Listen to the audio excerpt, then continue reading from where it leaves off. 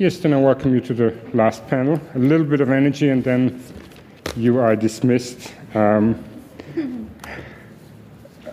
going to have 3 persons on the panel again. At first, Professor Norwood. He's Professor of History and Judaic Studies at the University of Oklahoma in Oklahoma City. He earned his PhD at Columbia University in New York in 1984. His most recent book, which you can get at the Library of the Vienna Wiesenthal, is The Third Reich in the Ivory Tower, Complicity and Conflict on American Campuses. And there's another book just being prepared and published in 2013. It's Antisemitism in the American Far Left, Past and Present. It's also going to be published at Columbia University.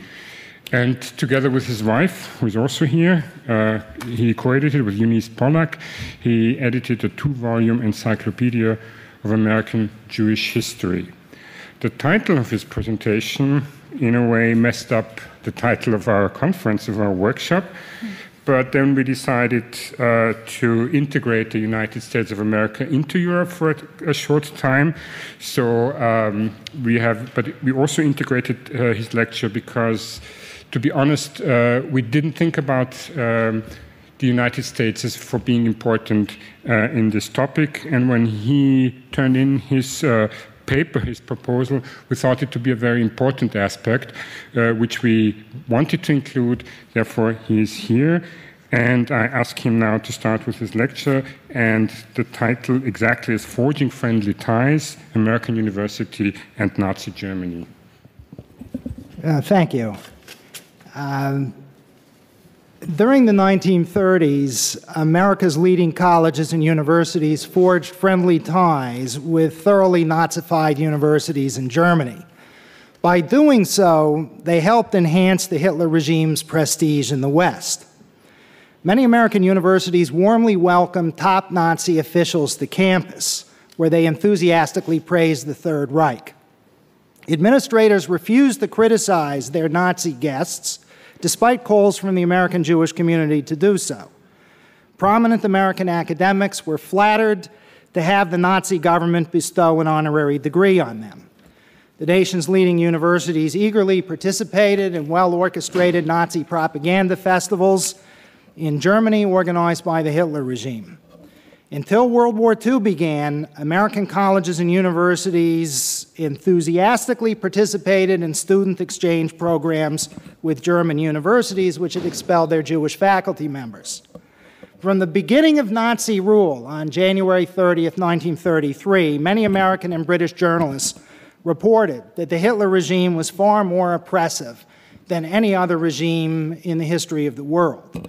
The American Jewish press immediately called Hitler the new Haman, the Persian official in the Book of Esther who had tried to destroy the Jewish people. Only a few weeks after the Nazis came to power, the New York Times reported that, quote, to be either of Jewish faith or origin in Germany now constituted a crime. Britain's Manchester Guardian stated in April 1933 that, quote, in city after city, in village after village, there is such an abundance of barbarism that modern analogies fail.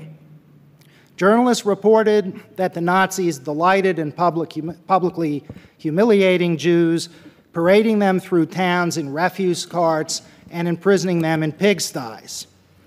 On April 1st, 1933, the Nazis signaled their intention of economically strangling the Jewish population by staging a one-day national boycott of Jewish stores.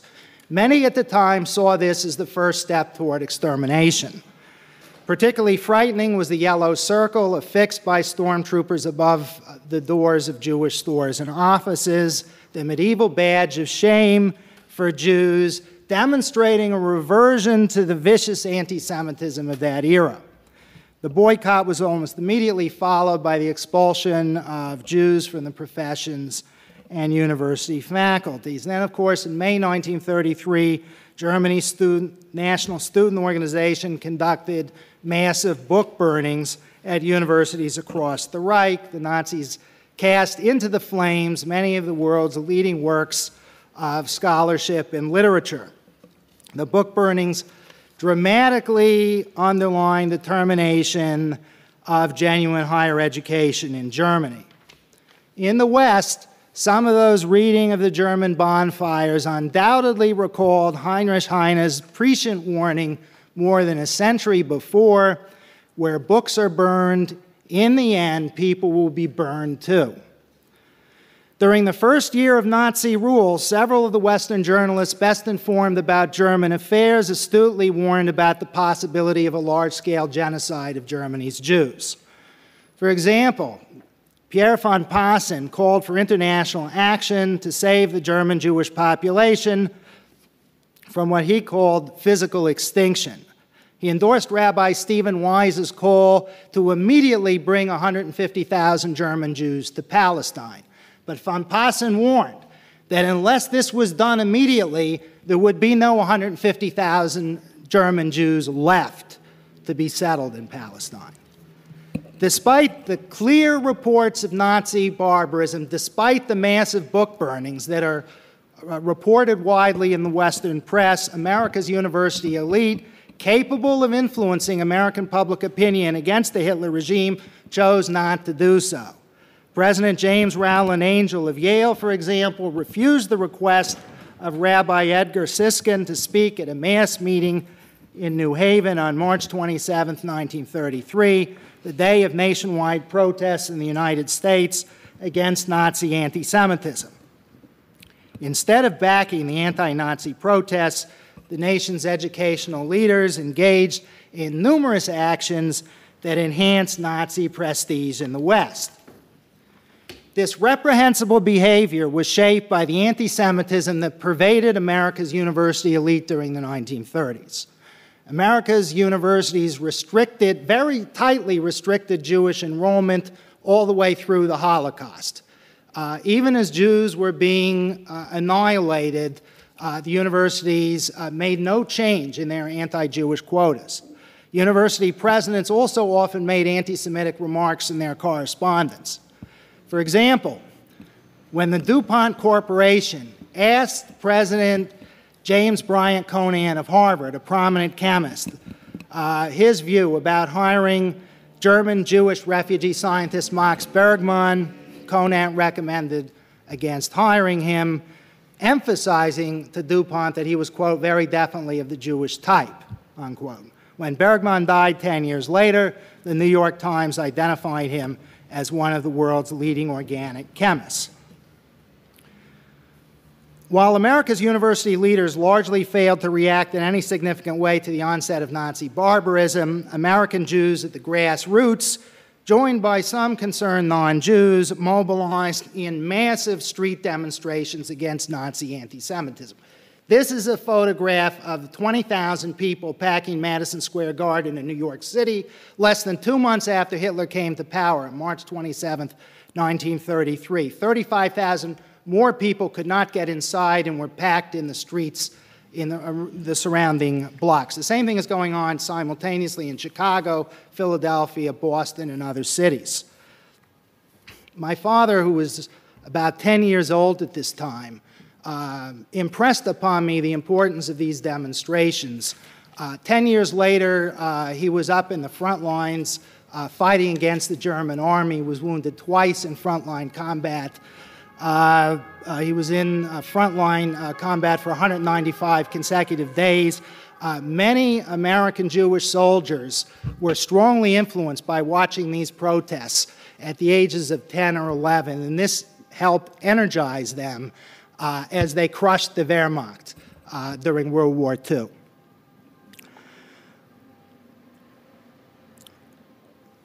There are two massive waves of protests in March and May 1933 in the United States against Nazi anti-Semitism. The university leadership involves itself not at all in these. Typical of the mass mobilization at the grassroots is the May 10th, 1933, 6-hour parade against Nazi anti-Semitism. This is the Arch in Washington Square in New York City. As the paraders are marching through. The marches included uniformed World War veterans, members of Zionist organizations, a large labor contingent, scores of rabbis, Orthodox Jews from the Lower East Side, and representatives of the literary, theatrical, and artistic worlds. Many carried placards that read, "Hitler, this is not the period of the Dark Ages." I entitled the first chapter in this book, "Germany Returns to the Dark Ages," which you see in not only in the American Jewish press, but the mainstream press in as early as March 1933. This is a society that has pitchforked itself back to the Dark Ages in less than 2 months. The Undertakers Union in this parade carried my favorite sign. It read, "We want Hitler." That usually elicits a tremendous laugh. Undertakers are people who, in the funeral industry, who bury the dead.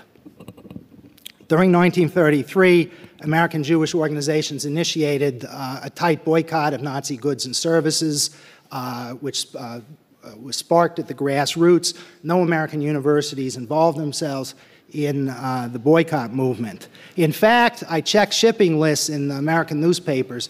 Leading university presidents like Columbia's Nicholas Murray Butler, the University of Chicago's Robert Maynard Hutchins, sailed several times across the Atlantic on German vessels flying the swastika flag. I should point out in 1935, seamen, American seamen, maybe with 4th or 5th grade educations, stormed onto the Bremen and ripped the swastika flag from the flagpole and threw it in the Hudson River in an incident that produced somewhat of a diplomatic crisis between the United States and Germany.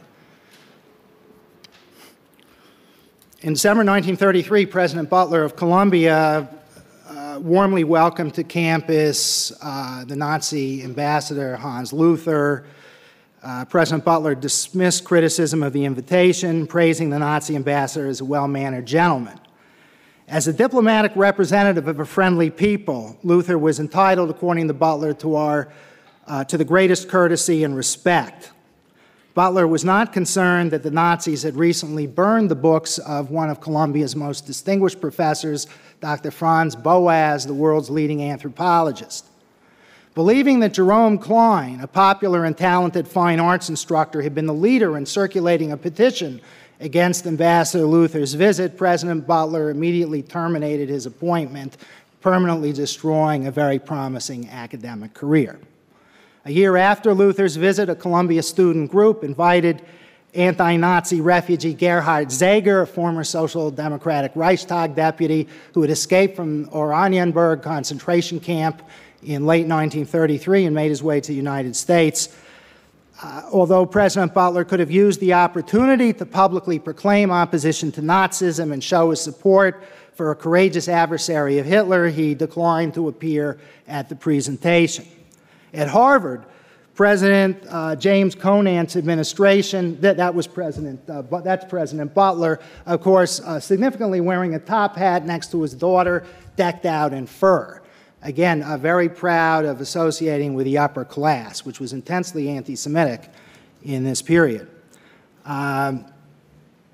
Opposing him would be the Columbia Spectator editorial board, which is almost entirely Jewish, very unusual in American universities, but Columbia's location in New York City allowed for this situation. They very aggressively attacked the administration's friendly relationship with Nazi Germany. At Harvard, the administration warmly welcomed Ernst Hamstangl when he arrived in June 1934 for his 25th class reunion. He was a Harvard graduate, class of '09. He was Hitler's foreign press chief. The Hitler regime gave a lot of attention to the United States. Hitler had been a soldier in World War I. He was well aware that war could have gone into 1919 or 1920 had the United States not intervened with a significant number of troops that helped the French and the British break the back of German resistance in late 1918. They were very intent on propagandizing the United States to keep the United States of the war that they were well aware was going to come. Hamstangl was a fanatical anti-Semite, always bragged about creating the Nazis' stiff-arm salute and Sieg Heil chant, claiming he had modeled these on a gesture and chant that he had used as a Harvard football cheerleader when he was a student. American diplomat James MacDonald, visiting Berlin, wrote in his diary that Hanfstaengl had told him the Jews must be crushed. They were the vampire sucking German blood. MacDonald stated that Hanfstaengl then launched into a terrifying account of Nazi plans. The April 1st boycott was only a beginning. Noting that Germany had taken 1.5 million war prisoners in the Great War, Hanfstaengl declared that, quote, 600,000 Jews would be easy. The Nazis would assign a stormtrooper to each Jew, and, quote, in a single night, it could be finished. MacDonald wrote that he wasn't sure whether Hanfstaengl was talking about the Nazis planning to imprison the entire German Jewish population immediately or to exterminate them directly. Shortly before Hanfstaengl arrived for the reunion, the Harvard student newspaper, The Crimson, urged the administration to award Hanfstaengl an honorary degree. A mark of honor, The Crimson said, appropriate to his high position in the government of a friendly country. The joyous festivities were briefly interrupted when Rabbi Joseph Shubaugh confronted Hanfstaengl as he spoke with reporters in Harvard Yard. This is Rabbi Shubaugh, who demanded to know the meaning of a remark Hanfstaengl had made a few days before, that things would soon be settled with the Jews. Rabbi Shubaugh demanded to know whether this meant extermination. What is this your government's plan? Harvard police immediately ushered Hanfstaengl away to President Conant's house for tea. President Conant denounced protesters who had gathered in Harvard Square to challenge this visit as ridiculous, and upon Hanfstaengl's triumphant return to Germany, Adolf Hitler gave him the honor of opening the Nazi Party Congress at Nuremberg. In September 1934, the month of the Nuremberg Congress, the dean of Harvard Law School, Roscoe Pound, personally accepted an honorary degree from the Nazi ambassador Luther on the Harvard campus. When Felix Frankfurter, then a Harvard law professor and later U.S. Supreme Court justice, learned Ambassador Luther was going to do this on the campus, he pleaded with President Conant not to allow it. Conant told Frankfurter that he would attend. He didn't want to insult what he considered a friendly government. When Dean Pound had the audacity to invite Frankfurter to attend the ceremony, Frankfurter replied that he, quote, could not suppress my sense of humiliation that my beloved law school, the center of Anglo-American law, should confer special distinction upon an official representative of enthroned lawlessness. And determined to forge friendly relations with Nazi Germany, over 20 American colleges and universities sent delegates to Nazi Germany in June 1936 to celebrate the University of Heidelberg's 550th anniversary. This was a well-orchestrated propaganda ceremony controlled by Goebbels' Ministry of Propaganda, highlighted by viciously anti-Semitic speeches by high Nazi officials. Protests were to no avail. An angry President Butler of Columbia expelled from the university Robert Burke, leader of a group of students who had staged a mass book burning on campus and then picketed Butler's mansion. Butler permanently expelled him, permanently destroyed his academic career. It should always be remembered that German universities propagated Nazi racial ideology. German professors were essentially involved in doing this. Law professors assisted in the drawing up of the Nuremberg laws. Heidelberg University was a leading center for the study of what the Nazis called, what that university called Aryan physics, a good illustration of the Nazis' contempt for academic standards. This is the protest that Burke led against Columbia sending a delegate to the University of Heidelberg. You know, signs read, "On to Heidelberg, bring your brass knuckles." From the time Hitler assumed power in 1933 until the outbreak of World War II, American colleges and universities enthusiastically participated in academic exchanges with the Third Reich. The elite Seven Sisters women's colleges spearheaded these exchanges.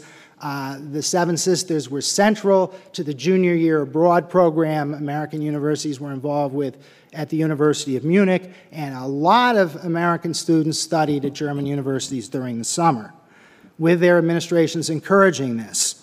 Seven Sisters colleges, and this is particularly striking, and they advertised this in the campus newspapers, sponsored tours of the viciously anti-Semitic Obergammergau Passion Play in Bavaria. When the Nazis put on special tercentenary performances in 1934. Hitler personally met with the cast on stage, endorsed the play, proclaiming that never has the menace of Jewry been so convincingly portrayed. The actors playing Jesus, Mary, and 8 of the 12 apostles were members of the Nazi Party. And one significant act of the United States Army at the end of World War II was the arrest of Jesus, Aloysius Lang, was taken into custody by American soldiers. A very sizable proportion of Seven Sisters students studying in Germany came back to America as Nazi propagandists, talking about the wonderful achievements of Hitler. 4 Vassar students in the Vassar Review explained how living in the Third Reich had led them to dismiss American press reports of militarism, terrorism, and bloodshed, and to truly appreciate what Germans under Nazi rule had accomplished. One of them, speaking at a campus forum after her return to Vassar, praised Hitler for achieving what she called religious unity in Germany. She concluded her presentation by declaring, quote, "Hitler is not militaristic, he is sincerely spoken for peace." This is like the standard type of speech you get from these returning exchange students. In exchange, the Seven Sisters accepted from Germany German students who were carefully trained as Nazi propagandists, screened by the party, put through a special training program, who write all kinds of anti-Semitic articles in American college papers that are never challenged by the administrations. Seven Sisters colleges sponsored social events to promote friendship between the U.S. and Germany. Wellesley College arranged a dance and reception for German naval cadets coming in off the German battle cruiser Karlsruhe that sailed into Boston Harbor under the swastika flag in May 1934. The Wellesley College News portrayed the cadets as very appealing young blonde men. Soon after the cadets' arrival, the floor was filled with dancing couples. The newspaper on campus reported that everyone enjoyed the punch and cookies. Several years later, that ship would be badly damaged by British vessels as the Karlsruhe was landing German invading forces on the Norwegian coast. And the ship had to be scuttled and sunk. Hopefully, a lot of those guys died in the process. Major American universities remained indifferent when the American press reported that after the Anschluss, the Nazis planned to burn, quote, non-Aryan books at the Austrian National Library in Vienna. This becomes a big issue in some American college newspapers as students mobilize to try to buy the Jewish books from the Nazis so that they can be preserved, because the fear is these are going to be burned immediately by the Nazis. A fundraising campaign is initiated in the United States to buy the books, but the administrators of Harvard's library announced that it was unlikely the Austrian library had any books they could use. The head of Yale's library emphatically declared that, quote, under no circumstances would the Yale library buy non-Aryan books from the Vienna collection. He claimed that Yale's purchasing literature banned by the Nazis constituted a political violation because the Hitler regime prohibited exporting the books. I'm about to conclude here. Now I'm up to the Kristallnacht in November 1938. Not until that late do some university presidents speak out against Nazi persecution of Jews, but even then their response is tepid compared with that emanating from the grassroots. Campus protest was student-initiated and largely confined to raising funds to enroll a small number of refugees. When administrations agreed to student proposals to raise money for refugees, they would only waive tuition, requiring the students in the American Jewish community to raise money for all other expenses. They also demanded, required, that generally at least half of the scholarships go to non-Jews. University leaders did not join the many in the Jewish community and in the labor movement who demanded, 1, a relaxation of the stiff U.S. immigration quotas, 2, tightening the boycott of German goods, and 3, breaking all diplomatic relations with Nazi Germany.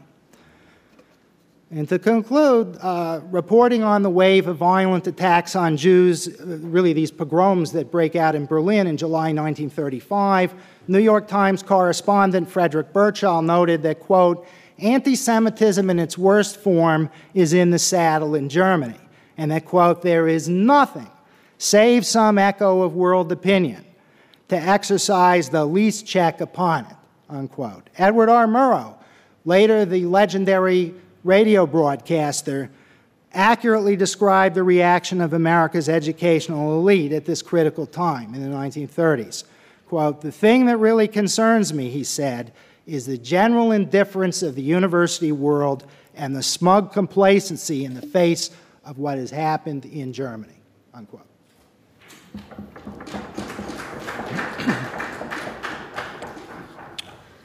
Thank you very much. We again are going to continue in English with Martina Stehr. Unfortunately, Ms. Ragan-Blesch didn't come, so she is the only one who kind of brings the gender aspect into our conference, which I think is very important. Martina Stehr studied history and economics in Berlin, Rotterdam, and Vienna.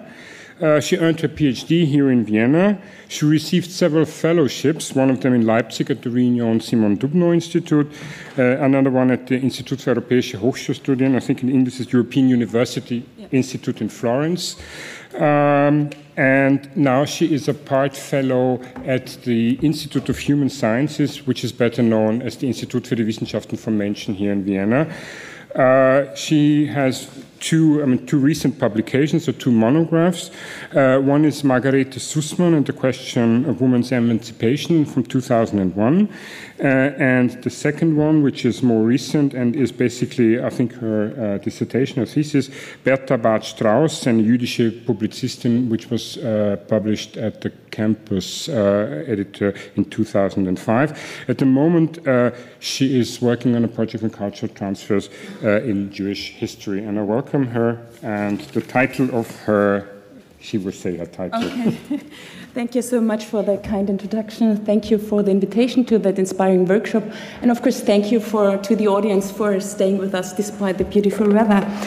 I'm talking about Jewish female students at European universities. I wanted to show you an anti-Semitic illustration of a female student, but it somehow got lost when I saved it to the computer. Jewish female students at universities faced a double challenge. Since anti-feminism and anti-Semitism were an integral part of academic culture, they were discriminated as women and as Jews. However, they constituted a disproportionately large part of the female student body of most Central and Eastern European universities. In my presentation, I will compare the situation of Jewish female students in Germany and Poland in the interwar years up to 1933. I want to explore why they entered the university in such large numbers, how they perceived the situation, and which strategies they developed in order to deal with the twofold discrimination. Germany was a country deeply humiliated by the defeat of World War I and the Treaty of Versailles. In contrast to that, Poland had only recently gained its independence. What both countries had in common, among other severe problems like the economic situation, was the national identity was in a turmoil. Whereas Germany underwent an identity crisis after the defeat and the change of political systems, Poland was preoccupied by restructuring its identity as a young, unified nation. Universities and the academic world played a crucial role in that process in both countries. In Germany, sciences and academics were one of the few remaining fields which could still feed national consciousness and pride. In Poland, the universities were a core element in the creation of a national Polish elite. Since both countries opted for the exclusion of elements which were perceived as foreign in order to uphold or create the national identity, it is no surprise that academic anti-Semitism existed and that it became even stronger during the interwar years. Women were admitted to Polish universities in 1901 or in 1897 when women were admitted to all universities in the Russian and Habsburg Empire. Compared to that, Germany was a rather latecomer. Although women were admitted to southern German universities at the end of the 19th century, Prussia, the biggest German state, granted the right to enroll women only in 1908. However, admission did not automatically mean attendance free of harassment, of segregation, or of difficulties in obtaining professional careers upon graduation. Male students and professors could not prevent women from entering the university so easily anymore, but they could make their lives as miserable as possible. This and the aforementioned academic anti-Semitism did not keep Jewish young women from enrolling at universities, neither in Germany nor in Poland. They did so in disproportionately large numbers. Okay, you can see the numbers. Since there are no data about Jewish students at German universities, overall data before 1933, I stick to the numbers of Prussia. The absolute numbers, of course, are different, but the relative numbers are pretty much the same for Germany. Jewish female students were overrepresented at German and Polish universities. Jewish women entered institutions of higher learning earlier and in greater proportion than their non-Jewish counterparts. As you can see, in 1924 and 5, on the winter semester, 1924 and 5, 12.2% of all female students were Jewish students. The numbers are dropping a little bit until the early 30s. In Poland, in 1923-4, also winter semester, 35.5% of all female students were Jewish female students, and also here the numbers are dropping. So why were there so many Jewish female students in Germany? In Germany, the Jewish share of the population constituted approximately 1%. Possible reasons why female students were overrepresented at German university could be that one reason, which is often mentioned, is the traditional high esteem of learning within Judaism. I would have my reservations about that, because this tradition of learning for the sake of religion was only limited to men. And as Benjamin Bader had shown in a study, the appreciation of learning for the sake of religion declined during the 19th century and was replaced by other bourgeois virtues. Another reason could be that female students were recruited primarily from urban academic upper middle, and upper class bourgeois families. And these classes were overrepresented within German Jewry. But from these data, we cannot construct a correlation between the socioeconomic background of female students and their religious affiliation. A third reason I want to mention is the so-called intimate Jewish culture.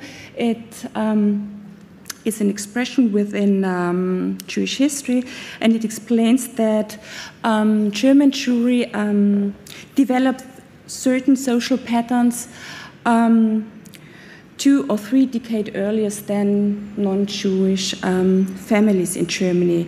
The first one is the rise that German Jews married relatively later, or later than their non-Jewish counterparts. So this meant for Jewish females, for Jewish women, that the time to marriage was a little bit longer to bridge, and this time could be filled up with studies. And of course, it went to a decline of birth rate. So this meant that the Jewish family could spend more money on the education of their children, and of course, this also affected usually the education of females. A fourth reason could be for Germany that there was a surplus of women within German Jewry, and this meant that some Jewish women did not marry at all, and then a university study could meant as a substitute for dowry.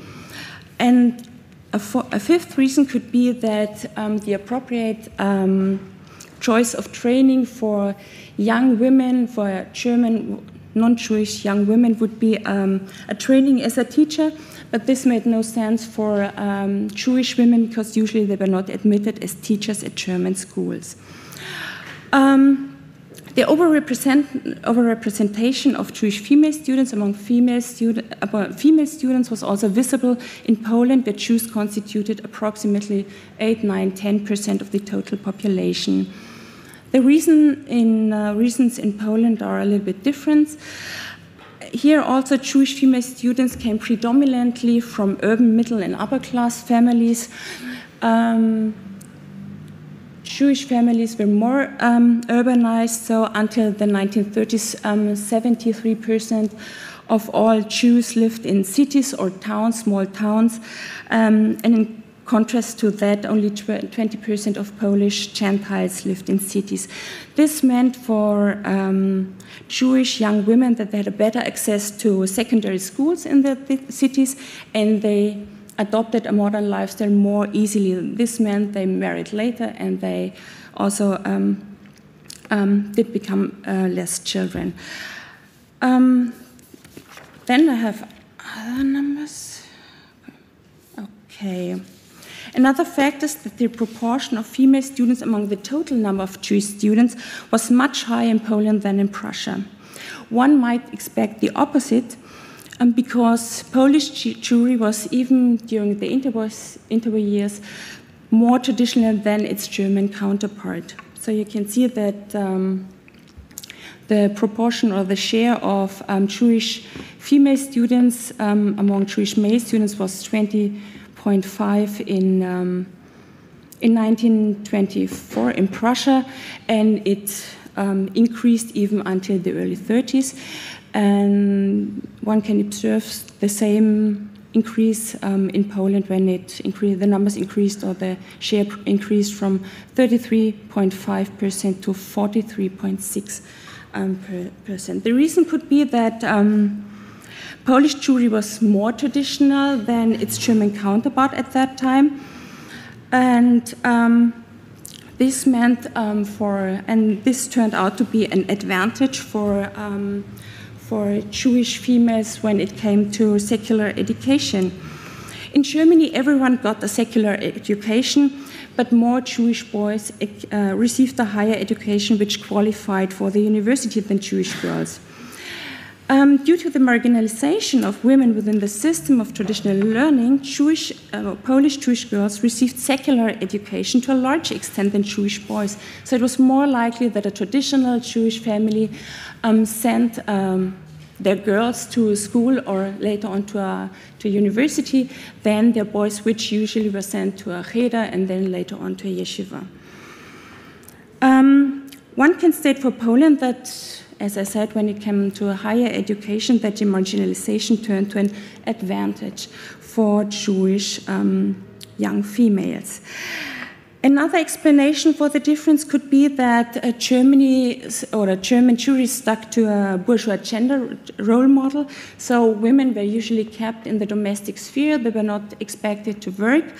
This was different in Poland, where Jewry still adhered to the tradition that women served as breadwinners. So Polish Jewry had less fear to expose these women to the outside world and to the universities. This was even true for Hasidic families. Still, I think one has to be careful with these arguments, since a large number of Jewish males were denied admission to various professional faculties in Poland. They migrated to Western European countries to study there. So the large proportion of Jewish female students among all Jewish students in Poland could be, to that aspect as well. Another reason, or third reason, could be that Polish universities were more willing to admit Jewish female students than Jewish male students, because many Jewish female students left the universities before graduating, and the majority of Jewish female students studied in the Faculty of Humanities, which were considered as decorative disciplines, and that meant they were not considered as competitors on the job market. When you look at these numbers, there could also be another interpretation, because as you can see, there was a decline of the proportion of Jewish female students of the total number of female students in Germany and in Poland. The difference is the total number of Jewish female students still increased in Germany, it almost doubled, in the 20s and early 30s, and whereas in Poland the total number of Jewish female students remained relatively stable or increased only slightly. The same trend can also be observed for Jewish male students. Reasons could be for Germany that the Jewish share of the German population was declining in the interwar years from 0.95 in 1910 to 0.76 in 1933. This meant that the proportion of young age groups is decreasing among German Jewry, and it's decreasing more quickly than among the average German population. This brings also the idea of the intimate Jewish culture again on the tablet. This means that the gap between the Jewish and non-Jewish families with regards to their patterns to send the girls to send the girls to schools of higher education or to universities minimized during the interwar years, and this meant that non-Jewish society adopted the social patterns of Jewish population. In Poland, one can also observe a growing urbanization of the non-Jewish society, but it was a very, very slow process compared to Germany, and it cannot explain that phenomenon. You can see in the numbers alone. Another reason why the absolute student numbers were not increasing or only slightly increasing in Poland could, of course, also be the academic anti-Semitism, the exclusion from academic professions, boycotts, and also the growing violence against Jews on the various campuses on the part of the right-wing Polish students. This meant also that an increasingly large number of Jewish male or female students choose to study abroad because they were denied their admission to various faculties in Poland. There are no absolute, or there are almost no numbers about Polish student migration, because usually when they entered a Western European university, they were subsumed as Polish students, and there was no distinction between Polish non-Jewish students and Polish Jewish students. But there's a recent study on female student migration to Poland, and approximately 1,000 Jewish female students migrated from Poland to Belgium during the interwar years. Another question which I think might be interesting is, what did Jewish female students study? And I think there you can also observe a very interesting aspect. So when you look at this number in Germany, these numbers are from 1929 and 30, and from Poland from 1928 and 29. So German Jewish female students reacted like the male co-religionists. They preferred faculties which offered training for the liberal professions, which would be medicine, law, medicine and law. So this was one strategy to evade the discrimination on the job market, and of course this was also due to positive role models, because many fathers of these young university women were lawyers, they were doctors. So it was, for these women, it was more easily to follow the pattern of their fathers. So as you can see in the Faculty of Philosophy, which of course also included something like sciences like biology, only 30.5% of all German Jewish female students did enroll in the Faculty of Philosophy. In Poland, we have, I think, very different numbers. There, it was much more difficult for Jewish female students to enter the serious disciplines like medicine and law. Still, they did so, but what really surprised me, that more than 70% opted for the Faculty of Philosophy. And actually, I have no clear answer why is that the case. It could be that they did not even try to get into the serious professions or in the serious disciplines like medicine, law, and so on, and they opted for alternatives. Another reason could be that the women who wanted to study medicine or law, they they went abroad to study there because the admission to these disciplines was easier abroad. Of course, another reason could be that these women, they just did not take the university studies for serious, and it was only, they considered it as a big marriage market, but I don't know.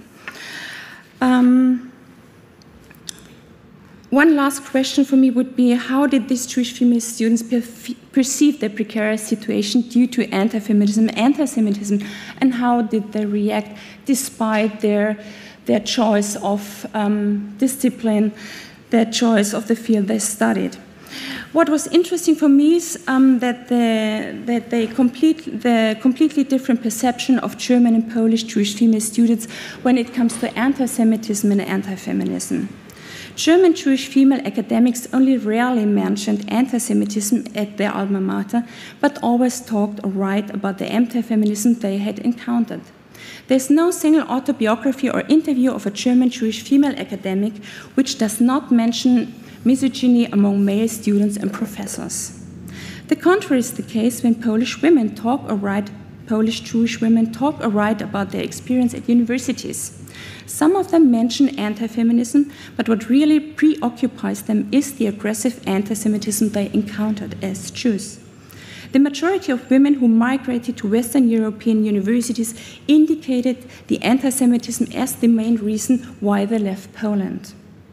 The neglect of anti-Semitism by German Jewish female academics could be a matter of ex-post self-delusion after 1945, which was not uncommon among German Jews.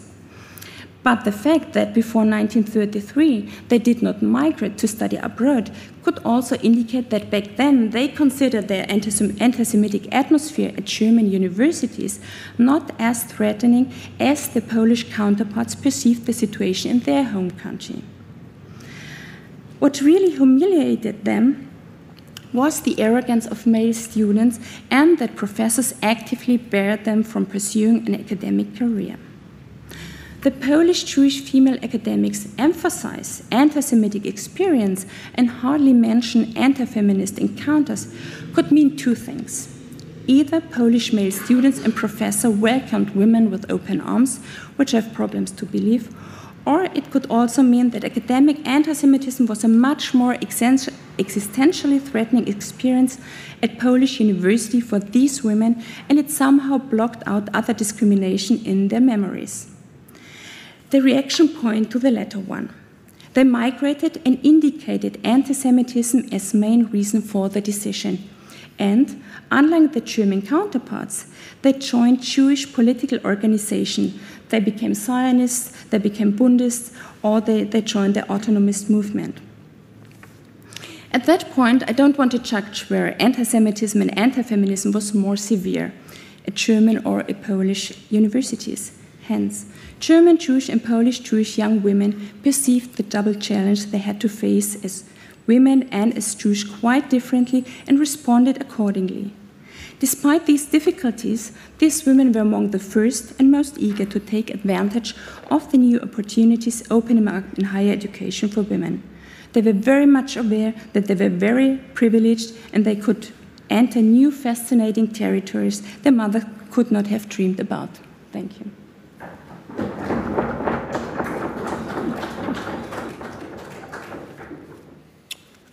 Thank you too. And we switch now to German. Der allerletzte Beitrag für heute und für die Konferenz, glaube ich, ist sozusagen ein bisschen unerwartet, weil er auch mit einem Projekt zeigt, das ein Gegenteil bewirken soll, nämlich die Abschaffung des Antisemitismus, die Abschaffung des bourgeoisen Antisemitismus, sozusagen ein Versuch, über all das, was wir gesprochen haben, staatlicherseits durch ein neues nationales Projekt zu überwinden. Ich nehme an, dass in diesem Vortrag auch das Scheitern dieses Projekts kommen wird, bin aber gespannt, lasst mich überraschen. Johannes Wiggering studierte mittlere und neuere Geschichte und Journalistik sowie ost- und südosteuropäische Geschichte in Gießen und Oldenburg. Er hat das harte Los, glaube ich, wenn ich das richtig verstanden habe, des freiberuflichen Historikers gezogen und ist sozusagen von Projekt zu Projekt unterwegs, macht Projekte zur jüdischen Geschichte und Kultur, zur sowjetrussischen Bildungs- und Wissenschaftsgeschichte und auch die Kriegszeitverbrechen im heutigen Weißrussland. Darüber hinaus ist er Mitarbeiter der Deutsch-Israelischen Schulbuchkommission. Er kommt aus Leipzig, wird aber trotzdem Deutsch sprechen. Ja, herzlichen Dank für die nette Vorstellung. Da ich der Letzte bin, der vorträgt nach einer langen Reihe von hervorragenden Vorträgen, denke ich, obliegt es vielleicht auch mir, mich, ich denke im Namen aller, die vorgetragen haben, ganz herzlich zu bedanken bei unseren Gastgebern, den Kollegen vom Wiesenthal-Institut und auch hier bei der Akademie der Bildenden Künste. Ich jedenfalls habe mich sehr gut aufgehoben gefühlt. Es ist ein großes Vergnügen, hier vorzutragen und ich habe auch von den vorangegangenen Vorträgen schon sehr viel gelernt. Für die Organisation dessen auf jeden Fall nochmal ganz herzlichen Dank. Ich werde in meinem Vortrag gewissermaßen den Sprung machen in einen Raum, an dem wir bei einigen Vorträgen schon ein bisschen entlang geschweift sind, nämlich den Sprung hinein in den Raum des sogenannten Judäo-Bolschewismus, der ja vielerorts gefürchtet war. Ich möchte sprechen über den sowjet-weißrussischen Raum und die dortige Staatsuniversität, die 1921 gegründet wurde. Die Weißrussische Staatsuniversität oder BGU, wie ich sie jetzt auch in aller Kürze nennen will, wurde am 11. Juli 1921 eingeweiht. Diese Feierlichkeit fand nicht in diesem Gebäude statt. Die fand in einem Lokal in Minsk statt. Dieses Gebäude war zu dem Zeitpunkt noch völlig baufällig. Also 5 Jahre vor dieser Aufnahme war das noch mehr oder weniger eine Ruine. In dieser Ruine begann dann das Studium und die Arbeit des ersten Jahrgangs von Studierenden der BGU, die dort wahrlich erstmal ein Rumpfstudium zu absolvieren hatten, da es nur einen sehr kleinen Lehrkörper gab, der ja, mehr oder weniger zusammengestückelt war, darf man tatsächlich sagen. Neben diesem Studium und dem Lernen mussten sie den Rest der Zeit, den sie hatten, gleich noch dafür nutzen, dieses Gebäude dann instand zu setzen. Deswegen sah es dann 5 Jahre später so aus. Und nicht wenige von ihnen waren auch darauf angewiesen, in diesem Gebäude zu leben und zu schlafen. Was noch sehr besonders ist und was der Hauptaspekt jetzt ist aus unserer Sicht an diesem ersten Jahrgang von Studierenden, ist ihre Zusammensetzung nach dem, was man damals noch in der Tradition des Zarenreiches die Nationalitäten nannte. In diesem Punkt sah das folgendermaßen aus. Nach diesen Nationalitäten, die in den Volkszählungen des Zarenreiches eben nach der Muttersprache durchgeführt wurden, nach diesem Kriterium sah diese Studentenschaft der BGU in ihrem ersten Jahr so aus, dass man fast 3/4 aller Studierenden halt als jüdisch einordnete, beziehungsweise sie selbst einordneten. Wenn sie fließend Russisch sprachen, stand es ihnen im Prinzip auch frei, das anders zu tun. Das Kriterium war eigentlich nach wie vor die Muttersprache. Gefolgt von der zweitgrößten Gruppe, was die Weißrussen waren, Russen, die dort mit immatrikuliert waren und einige wenige Polen.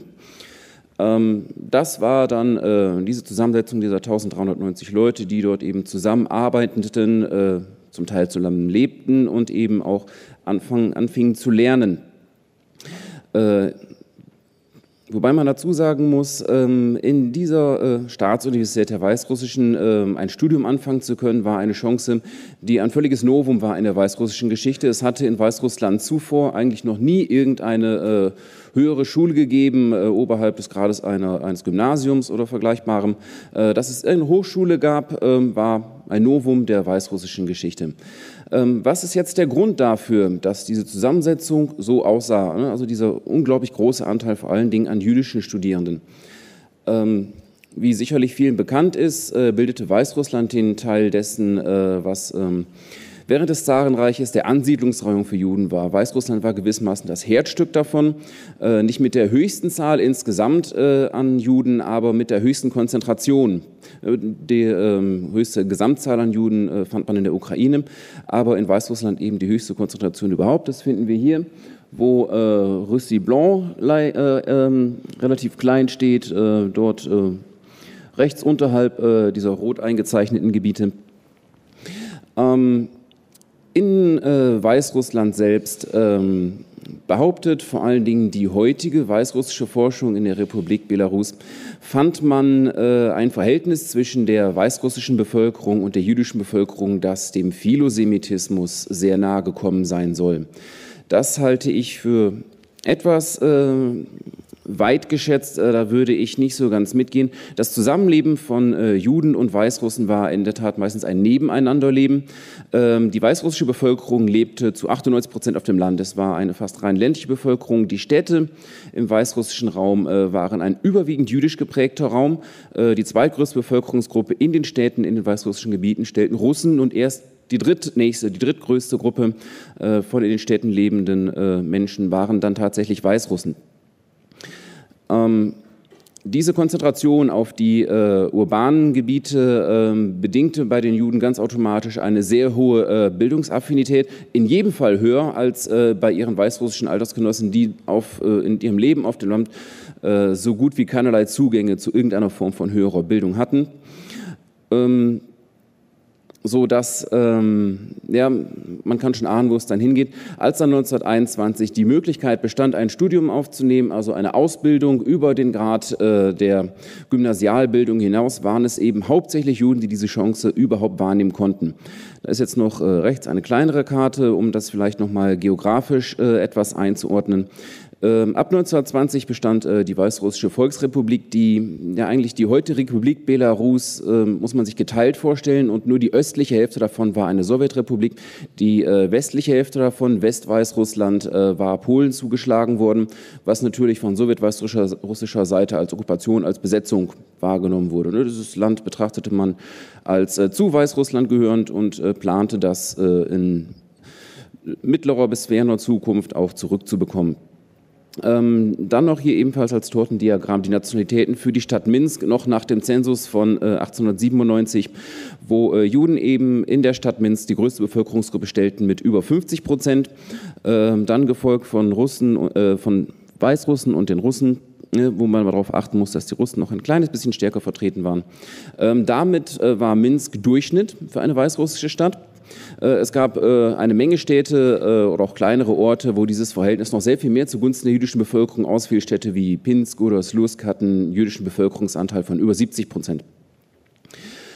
Ich habe es zum Teil vorweggenommen. Es war dann eben tatsächlich die jüdische Bevölkerung, die eben mit ihrem Bildungsvorsprung, den sie gegenüber der weißrussischen Jugend hatte, eben ohne Probleme, was heißt ohne Probleme, da es keinerlei Zulassungsbeschränkungen für Juden gab und sämtliche Gesetzgebung, die im Ansiedlungsrayon noch herrschten, die Restriktionen für Juden formulierten, waren aufgehoben worden, schon vor der sowjetischen Zeit. Das war kein Verdienst der Bolschewiki, das war bereits unter der provisorischen Regierung geschehen.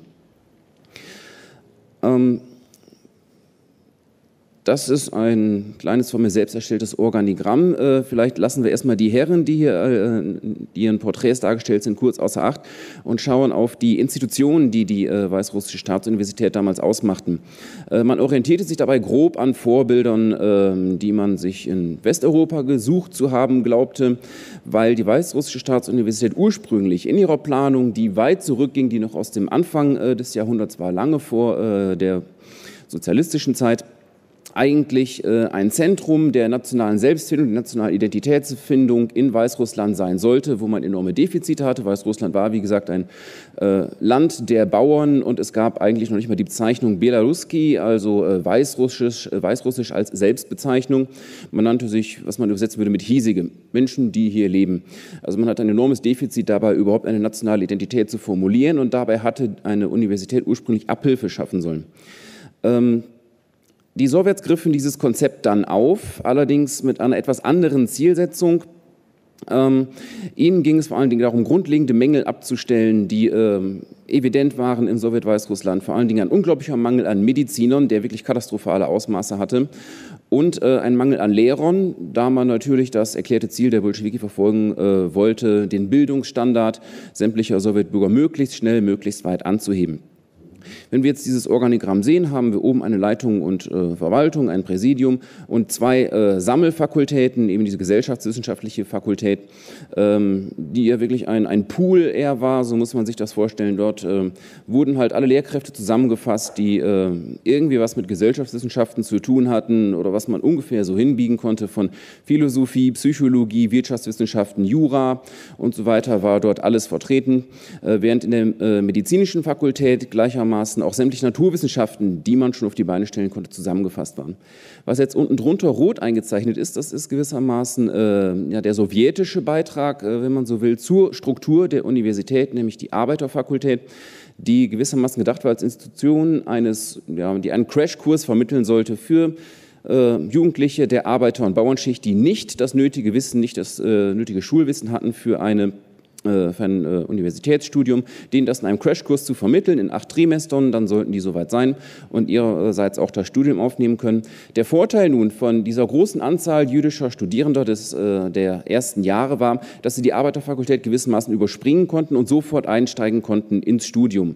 Wobei man sagen muss, dass aber auch auf der Arbeiterfakultät ein fast gleich großer Anteil von jüdischen Studienanwärtern, könnte man sagen, vertreten war. Das grob vielleicht zu den Studierenden, da kann man eben auch diese Zahlen nennen, wie ich sie mit dem Tortendiagramm auch präsentiert habe.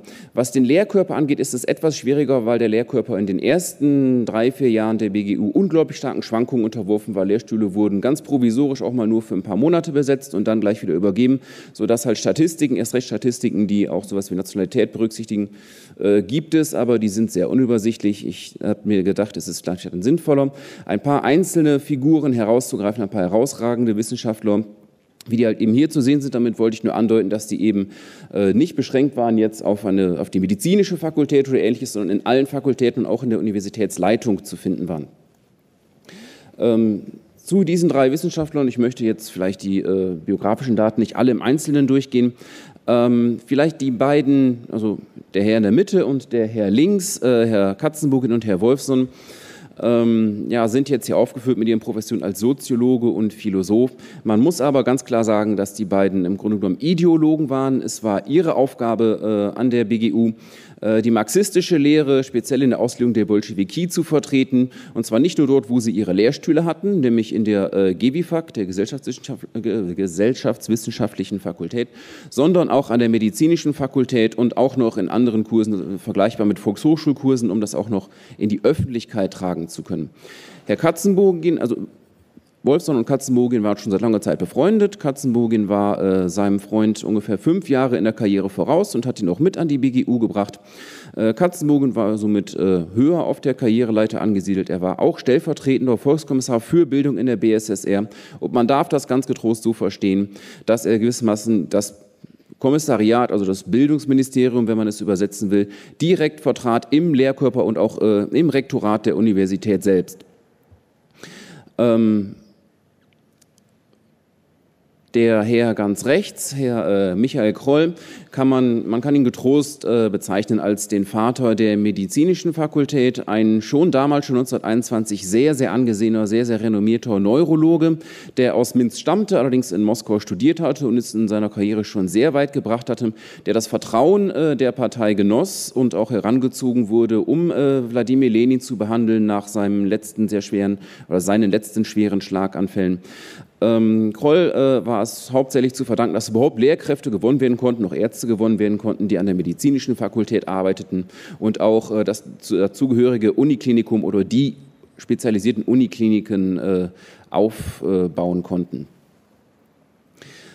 Um dann vielleicht noch eine weitere Dimension dieses universitären Raumes erfassen zu können, dachte ich mir vielleicht hier noch am ehesten darstellen zu können, was für Diskurse halt eben auch wissenschaftlich stattfanden an der BGU in ihren sehr frühen Jahren. Das kann man sehr schön festmachen, denke ich, an den Truri BGU, also ein Hausjournal, wenn man so will, der BGU, Arbeiten der BGU, ein Sammelperiodikum für Forschungsergebnisse, für Beiträge aus allen Wissenschaftssparten. Also das war relativ bunt gemischt, da wurde zur Biochemie publiziert und der nächste Artikel war dann zur alten Geschichte. Das Deckblatt spiegelt ganz gut wider, wie sich die BGU in ihren früheren Jahren auch verstand, nämlich eben multinational oder multiethnisch, wie man es auch übersetzen könnte. Damit war sie ziemlich d'accord, auch mit den frühen Verfassungsentwürfen, dem frühen Selbstverständnis der Weißrussischen Staatsuniversität, die halt eben auf ihrem Boden 4 verschiedene Nationalitäten beherbergen musste. Die Weißrussen fraglos als die größte, aber eben eine ländliche Bevölkerungsschicht, Russen und Juden, die stark in den Städten vertreten waren und dann eben vor allem im Westen des jetzigen Raumes der BSSR halt eben auch sehr viele Polen. Das fand sich so in der Verfassung wieder, jedenfalls in den frühen Verfassungsentwürfen, dass all diese 4 Sprachen, also nicht Französisch, was da jetzt steht, aber die oberen 4 Sprachen auch Amtssprachen sein sollten und auch Gerichtssprachen sein sollten. Das hielt man aus administrativen, aus schieren logistischen Gründen nicht besonders lange durch. Aber bei den Trodi war das auf jeden Fall immer noch so. Dieses Titelblatt sah eigentlich die ganzen 20er Jahre mehr oder weniger so aus. Vom Inhalt jetzt her finden wir einen Artikel von Katzenbogin, der sich ausliest über die rechtliche Stellung der Juden in Weißrussland vor 1917. Das war eigentlich nicht sein Fachgebiet, aber Katzenbogin ging da halt eben auch zurück auf seine eigenen Wurzeln, die er immer als jüdisch angab, obwohl er überhaupt kein Jiddisch sprach. Also er überging damit gewissermaßen dieses klassische Kriterium der Muttersprache und er beschäftigte sich auch damit und skizzierte das sehr, sehr akkurat. Das kann man durchaus auch heute noch zu Rate ziehen. Da hat sich die Wissenschaft, die sich mit der Situation eben der Juden zu der Zeit beschäftigt hat, später, nach dem Zweiten Weltkrieg und auch bis zum Zusammenbruch der Sowjetunion, doch noch schwer getan, das wieder so präzise zusammenzubringen, wie Herr Katzenbogin das hier 1925 schon geschrieben hatte. Herr Nikolsky, das war ein Russe, ein Althistoriker, der sich auf altisraelitische Geschichte beschäftigt hat und auch zum Talmud viel publizierte, der fast in jeder Ausgabe der Trodi publizierte und hier halt eben über die Haltung des im Talmud vertretene Haltung Jesus gegenüber, die talmudische Tradition Jesus gegenüber schrieb. Herr Sosis war ein Dozent an der Universität, der eben hier zur Geschichte der antisemitischen Bewegung im zaristischen Russland schrieb und darin sehr genau auf den Punkt bringt, was eben die offizielle Haltung jetzt im Sowjet-Weißrussland dem Antisemitismus gegenüber war. Antisemitismus war eine Hervorbringung der Unterdrückung der Klassen, also der Arbeiter- und Bauernklassen durch die Bourgeoisie, also ganz klar ein Auswuchs davon, von dieser Ungerechtigkeit, da man diesen Konflikt ja durchbrochen hat und sich jetzt über den Sozialismus hin dem Kommunismus näherte, ist der Antisemitismus gewissermaßen aufgehoben. Also in der Theorie sollte er sich dann gewissermaßen in ein Logikwölkchen auflösen, was natürlich so dann erstmal nicht der Fall war, aber dazu dann später mehr. Herr Weinger war Lektor an der Universität, unterrichtete in der Sprachsektion, die es gab, wo halt eben das Jiddische erforscht und gelehrt und unterrichtet wurde, auch für Lehrer für den Unterrichtsgebrauch in Schulen mit hauptsächlich jüdischen Schülern, der halt hier eben seine Forschungsergebnisse zu den jüdischen Dialekten publizierte. Das klang ja jetzt alles erstmal aus der jüdischen Perspektive heraus sehr positiv, was ich jetzt alles erzählt habe. Das klingt ja so, als wären da jetzt tatsächlich sehr, sehr viele Probleme beseitigt worden und ja, es hätten sich jetzt Tür und Tor geöffnet für eine bislang unterdrückte und sehr stark benachteiligte Bevölkerungsschicht. Das ist natürlich nicht das ganze Bild gewesen. Zuerst und ganz wichtig muss man ausdrücklich sagen, dass der jüdische Staat konzipiert war als ein areligiöses Gebilde und Religion wurde bekämpft. Man durfte sich selbstverständlich jederzeit als Jude bekennen und auch seine jüdische Nationalkultur leben, solange man den Aspekt der Religionskultur außen vor ließ. Das wurde ganz klar bekämpft. Synagogen wurden beschlagnahmt, enteignet, anderen Institutionen übergeben. Rabbiner konnten, wenn sie weiterhin ihrer Tätigkeit nachgingen, als Agitatoren, also wegen antisowjetischer Agitation verurteilt werden. Das passierte auch relativ oft, was natürlich ja, die Zerschlagung eines kompletten Standbeins, oder vielleicht sogar des stärksten Standbeins im Falle Weißrussland, der jüdischen Identität überhaupt war.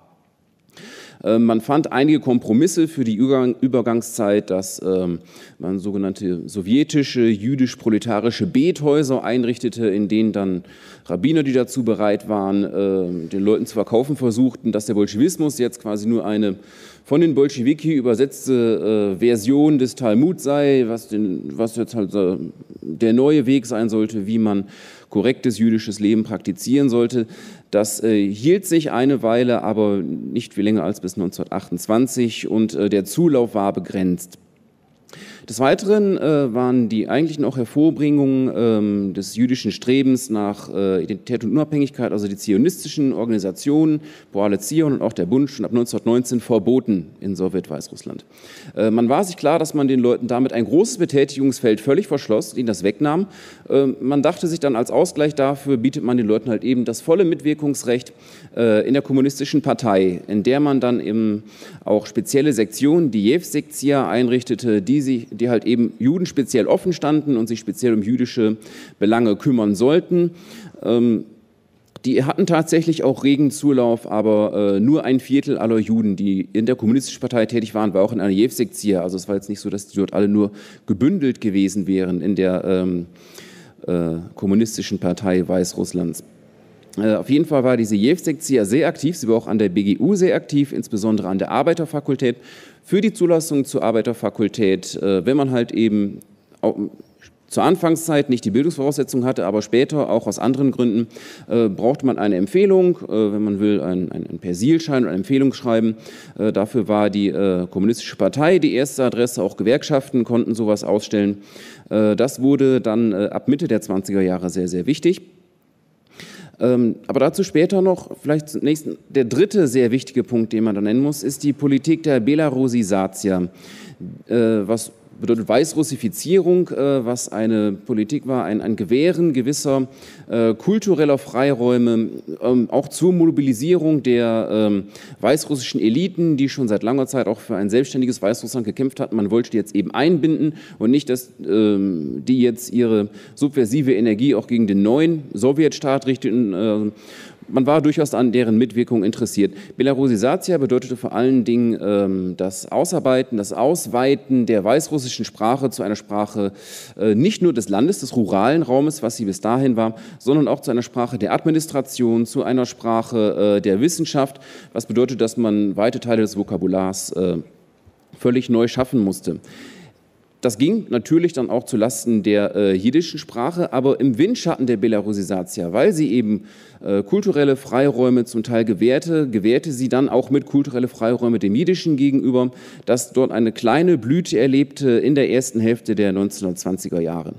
Das änderte sich bis spätestens 1929. Schon 1927 war sich die Partei dann, es wurde einem sehr mulmig, was man da für Freiräume gewährt hat und in welche Richtung sich das entwickelte. Die Leute waren viel zu selbstbewusst und das drohte der Kontrolle zu entgleiten. Man musste auch den Wolken des stalinschen Machtrings dabei folgen, so dass das Ganze dann sehr schnell in eine Richtung kippte und ab 1929 definitiv kippte, dass Leute, die das taten, die also solchen Wert darauf legten, ihre eigene Nationalkultur zu betonen und auch weiterzuentwickeln durch Forschung, durch das Publizieren von wissenschaftlichen Artikeln in dieser Sprache, sehr schnell den Stempel des Nationaldemokraten aufgedrückt bekommen hatten. Das bedeutet, dieser jemand nimmt seine Nationalität wichtiger als seinen Marxismus und offensichtlich kann das kein guter Sowjetmensch sein.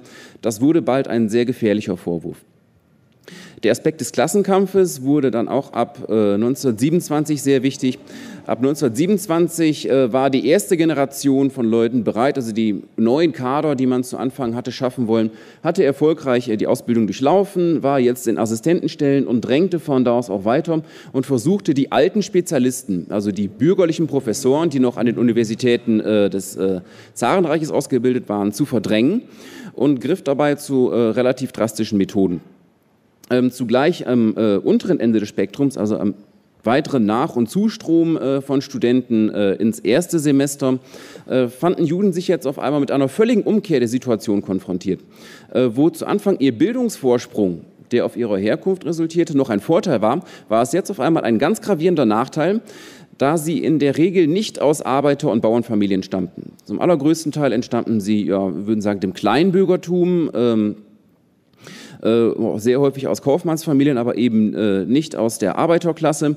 Das bedeutete, sie hatten nicht den richtigen Klassenstatus, auf den jetzt dann ab Mitte der 20er Jahre Wert gelegt wurde bei der Immatrikulation. Das bedeutete, sie mussten doch die Arbeiterfakultät durchlaufen. Nicht, weil es ihnen an den Wissensvoraussetzungen oder an der Bildung fehlte, sondern auch die Arbeiterfakultät hatte einen Bedeutungswandel durchlaufen. Sie war jetzt dafür da, dass durch ihr Durchlaufen man gewissermaßen den Arbeiterstatus erwerben konnte. Durch das Studium der Arbeiterfakultät, was immer gekoppelt war mit sehr vielen Arbeitseinsätzen in der Industrie, in der Produktion, bekam man dann den Arbeiterstatus, auch wenn man nicht aus der entsprechenden Klasse stammte. Die Auswirkungen der Belarusisation hat natürlich auch Auswirkungen auf die Zusammensetzung der Studierenden. 1927, 28, was das letzte Jahr war, an dem Studierende noch nach Nationalitäten erfasst wurden, sah das so aus. Das Weißrussische hatte phänomenal gewonnen, das Jüdische auf Kosten des Jüdischen, was sehr stark zurückgegangen war, aber auch auf Kosten der Studierenden russischer Nationalität.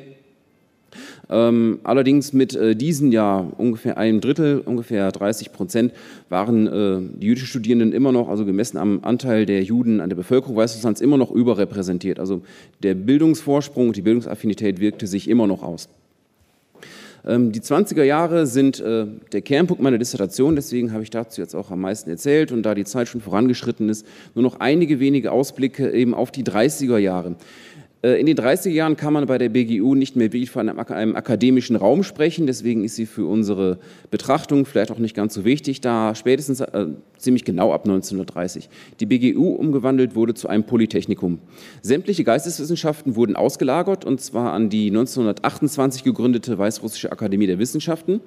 Die medizinische Fakultät wurde ausgegliedert als eigenes Institut, also ein Institut außerhalb der Universität. Ebenso die pädagogische Fakultät, dann ebenfalls ein eigenständiges Institut, sodass man an der BGU eigentlich nur noch die naturwissenschaftlichen Fakultäten fand, die inzwischen aufgebaut worden waren. Mehr gab es dort nicht, Geisteswissenschaften waren kaum mehr vertreten.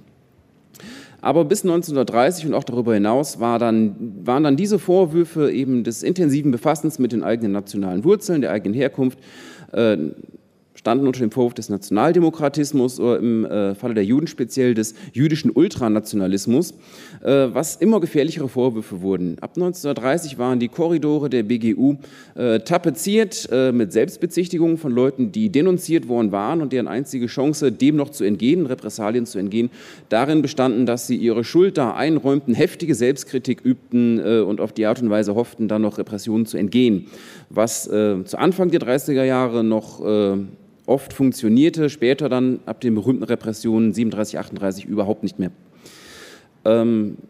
Für das Verhältnis der weißrussischen und der restlichen, also der sowjetweißrussischen Bevölkerung, ihren jüdischen Mit-Sowjetbürgern gegenüber, war auch nicht unwichtig das Verhältnis zum ab 1933 nationalsozialistischen Deutschland. Da ab 1933 im gleichen Ausmaß, je mehr deutlich wurde, dass da ein Antagonismus bestand, dass es vielleicht früher oder später zu Auseinandersetzungen mit dem nationalsozialistischen Deutschland kommen würde, da man sich auch sehr bewusst war, dass Deutschland heftige, sagen wir, Kritik übte an den Bolschewisten.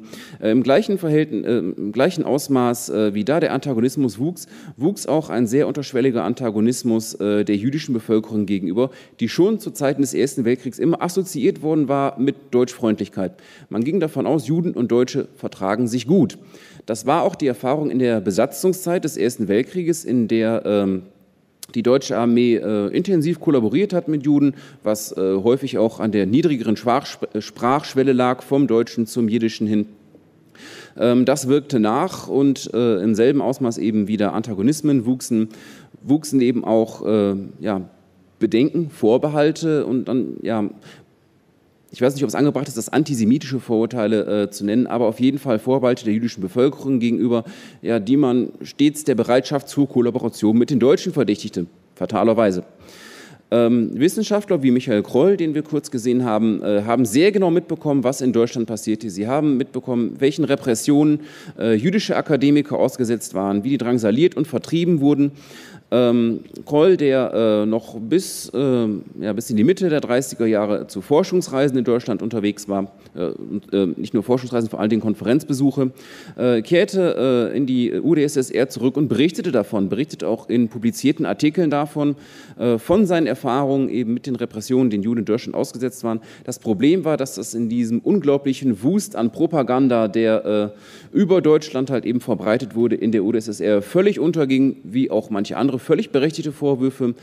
Die Propaganda, die sowjetische Deutschland gegenüber, war recht bunt und recht kreativ, was halt eben trotzdem nicht ausschloss, dass darin auch viele Körner an Wahrheit und berechtigten Vorwürfen zu finden waren. Damit bin ich eigentlich auch schon am Ende meines Vortrages.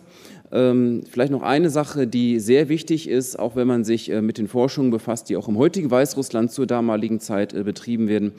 Der große Anteil, den jüdische Akademiker und gebildete jüdische Schichten am Aufbau des Bildungssystems und auch des medizinischen Systems in Sowjet-Weißrussland hatten, eben auch an der BGU als Institution, wird heute immer noch völlig unterschätzt und er ist eigentlich kaum zu unterschätzen. Es wäre ohne die Beteiligung dieser jüdischen Kräfte nicht möglich gewesen und ihnen ist dafür dann im weiteren Fortlauf ab den 1930er Jahren sehr wenig Dank entgegengebracht worden und wird ihnen auch heute noch zu wenig entgegengebracht. Dankeschön. Dankeschön. Now I have to ask you for a final energy kick, and we go into the final discussion round, and I'm asking for your questions.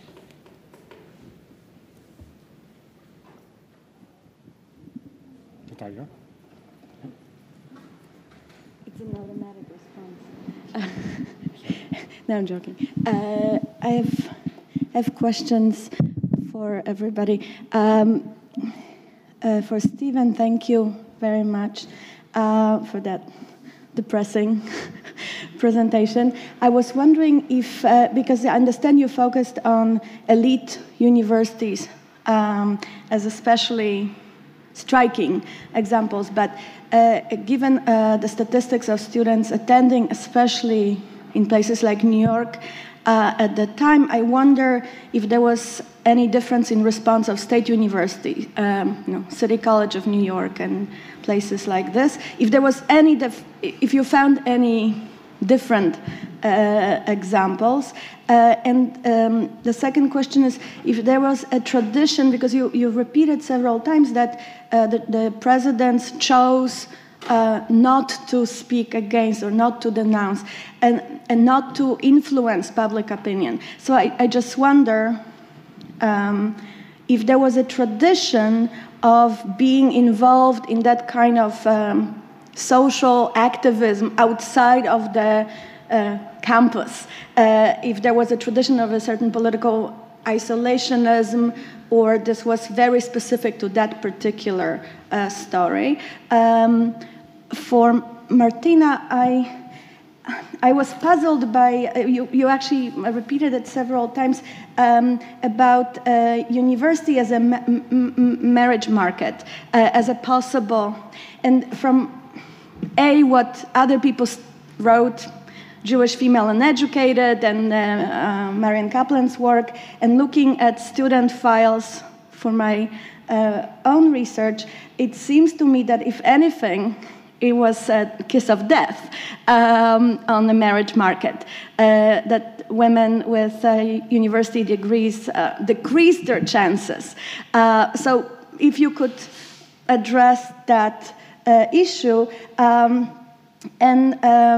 And the last question for Johan, I wonder when there is this decrease between the first pie and the second pie of Jewish students, do you have any idea where they went to? I understand that they were probably mostly local, from White Russia, Belarus. If they simply were no longer capable of accessing that kind of professional training, or they were already doing the migration in case of Soviet Union that became one of the social patterns of Soviet Jews later on. Thank you. Okay, I'll start. You asked me two questions. I'll answer them in order. My answer to your first question is there's no difference at all between the elite universities and state universities or other kinds. I focused in this presentation on the elite universities largely because they command the greatest influence in the United States. The State Department officials who barred entry to Jewish refugees into the United States during the Holocaust are people largely trained at the elite universities like Harvard and Yale. The presidents of these universities had easy access to the American mass media and were frequently quoted by them. But there's no difference at all between their posture and that of the state universities, the Catholic universities, and others. And I can give you numerous examples. I'll just use a few here. Ambassador Hans Luther traveled widely in the United States to propagandize for the Hitler regime. Friedrich Schonmann, who was Hitler's leading authority on American affairs, also traveled widely to make Nazi propaganda addresses. These two men visited many American campuses at all levels.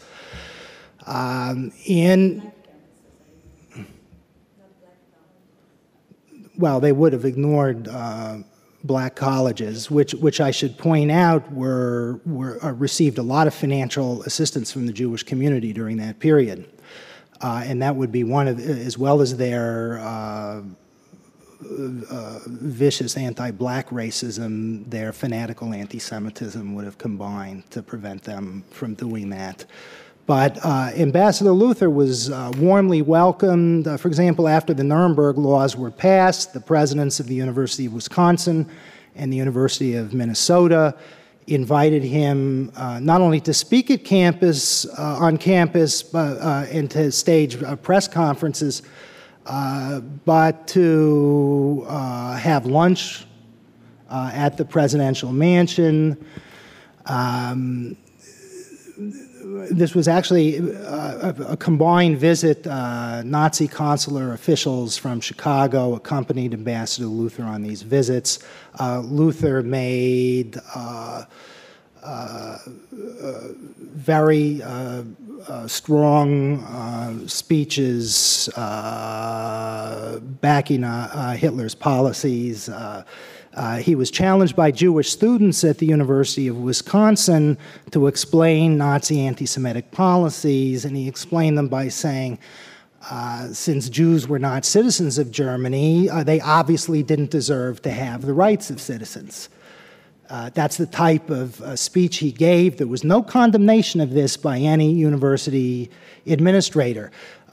Because of the embarrassment that these Jewish students caused Ambassador Luther at Wisconsin, the administration at the University of Minnesota that he visited next decided that they wouldn't have him make a public speech, but they would have the German department host a reception for him that would be by invitation only. And when 50 University of Minnesota students appeared with a typed list of questions about Nazi anti-Semitic policies that they wanted to ask him, the Dean of Women of the University of Minnesota barred them from entering the reception.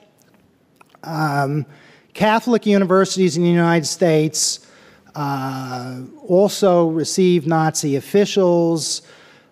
They were very, very aggressive in promoting the fascist cause in Spain and in Italy. The University of Virginia, which was the host, really the sponsor of the most prestigious foreign policy symposium held in the United States during the 1930s, up until even after the beginning of World War II, worked very closely with the German embassy in Washington to make sure that the Nazi point of view was presented in these symposia. And so German diplomats and academics would regularly appear at these symposia. In fact, there were two in 1934 and 1935 symposia held on German-American relations at the University of Virginia, which were led by a person with a Nazi viewpoint and who identified with Nazism. You mentioned the City College of New York. This is somewhat of exception in terms of the students. The student body was about 80% Jewish during the 1930s, but the administration was militantly anti-Semitic. This is an administration that brought a 350-member delegation from fascist Italy to appear and be honored at the City College. Of course, they also were invited and warmly received at Harvard and Yale and Columbia and the most important Catholic institutions in the United States. In terms of the second question, it was very, very common for university presidents and other high administration officials to comment on political and social questions. The Columbia Spectator Managing Board pointed out at the time of Ambassador Luther's visit that President Butler had yet to condemn the Nazi policies, even though he repeatedly condemned those of the Soviet Union. But the administrators are always speaking on a wide range of topics. Dean Virginia Gildersleeve, who was the leader of Barnard College, Columbia University's coordinate women's college, was a fanatical anti-Zionist, who was committed to propagandizing against Zionism, against the United Nations partition plan, and for years and years after the partition plan was passed, she was determined to get the United Nations to repeal it. Her remarks sound almost identical to those of somebody like Pat Buchanan. Nicholas Murray Butler, the president of Columbia, also was a fanatical anti-Zionist who seemed to repeatedly condemn the Zionist movement, and this was combined with his well-known anti-Semitism. It was widely known in the Jewish community. Even if I talk to elderly Jews today in the United States and mention the name, the first thing they'll say is that he was a fanatical anti-Semite. In fact, this was a name that I'm sure most people in the audience would recognize. In the recent autobiography by Professor Fritz Stern of Columbia University, who was an undergrad, who was a refugee from Germany, and of course not Jewish, but his family had converted to Christianity, but nonetheless someone with a strong anti-Nazi viewpoint. When he came to the Columbia campus in 1943, was struck by Butler's anti-Semitism and calls him in his autobiography, recently published, a closet anti-Semite. I should also mention that Dean Gildersleeve repeated the standard anti-Zionist arguments that you hear all the time today, that Jews control the mass media in the United States, that Zionism is an inherently expansionist movement. She explained the invasion by 6 Arab armies of the new state of Israel in 1948 by saying that somehow this was a defensive action by the Arabs against Zionist expansion. So I'll allow the other speakers now to have time to answer your questions, but I could go on and on with this. Natalia, this was a misunderstanding. I did not say that this was a possible reason why Polish Jewish female students choose humanities, because they. No. Just in order to meet some prospect fiancé. No, what I said is that it's mentioned that, especially by Jewish female students, that their fellow students are at the university in search of a fiancé or a future husband. That's very interesting because they explicitly adopt the anti-feminist and anti-Semitic stereotype that these Jewish female students are just at the university in search for a proper or appropriate husband. But you're also referring to Marion Kaplan. Her studies are on the imperial Germany, and she's mostly referring to women who were very special, who pursued an academic career or a career as professionals. Most of these Jewish female students, either in Germany or in Poland, never pursued such a career. They really they married, but they just disappeared from the job market. So it's not, so when you say, okay, these women, they just did not marry, I think also it's an adoption of that anti-feminist and anti-Semitic stereotype that university women are as unattractive as possible. for other men.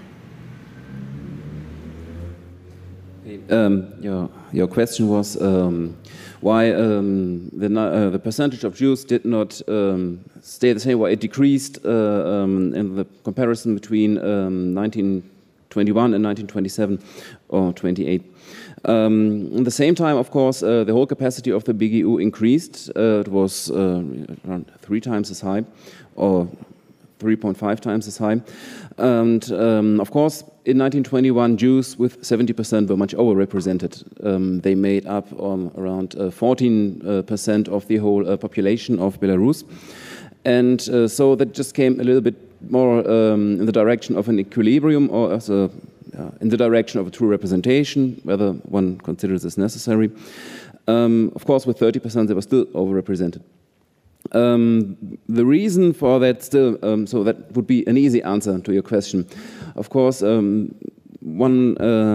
can also say that this huge increasement of the number of Belarusian students, of course, is an effect of the politique of the Belarusification, and that was exactly what its creators wanted, to get more Belarusians into the university, and it took even these 6-7 years to get this whole system working, to start from a point near zero with the education system to be able to put such numbers of students, of Belarusian students in university. It would be an interesting point to know if the number of students, of Jewish students, would even be lower if there could possibly a greater number of Belarusian students who could be at the university. If then, I think not. Usually at that time they will not make such distinctions. Maybe another point because why there had been less Jews at the university or in an academic career may be that since then a lot of other professions were open to them, in politics, in administration, in agriculture, if they like to, in military. So maybe even this interest or this affinity to higher studies maybe was a little lower now.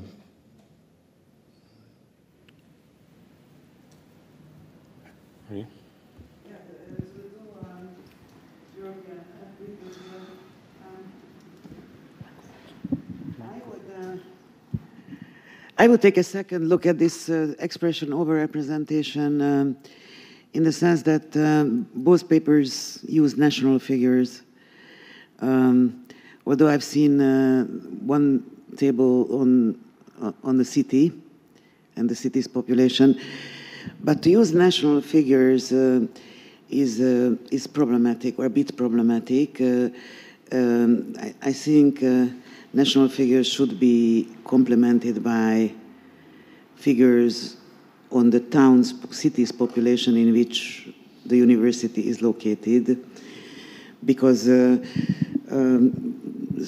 some of the phenomenon of so-called Jewish overrepresentation in these nations simply arise from the fact that a highly urban population will be able to send their children to universities in much higher proportions than rural populations.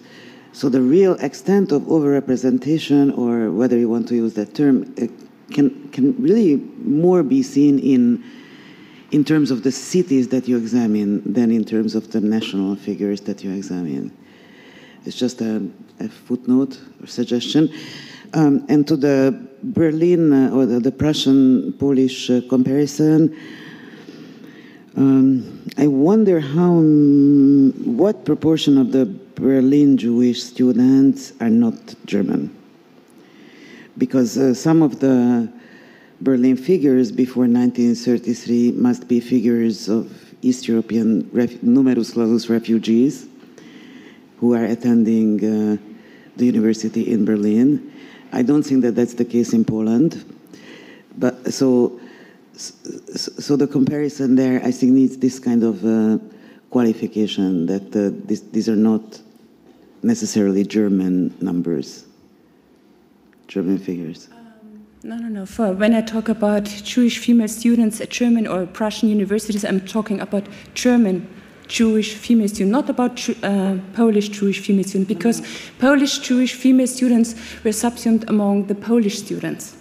I know, I understand, but if you look at, let's say, Berlin, Jewish students in Berlin are not necessarily German Jewish students.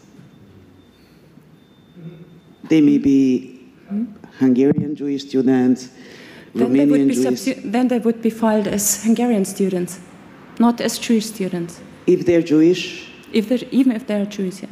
Jewish, yeah. From my numbers. That's what I said.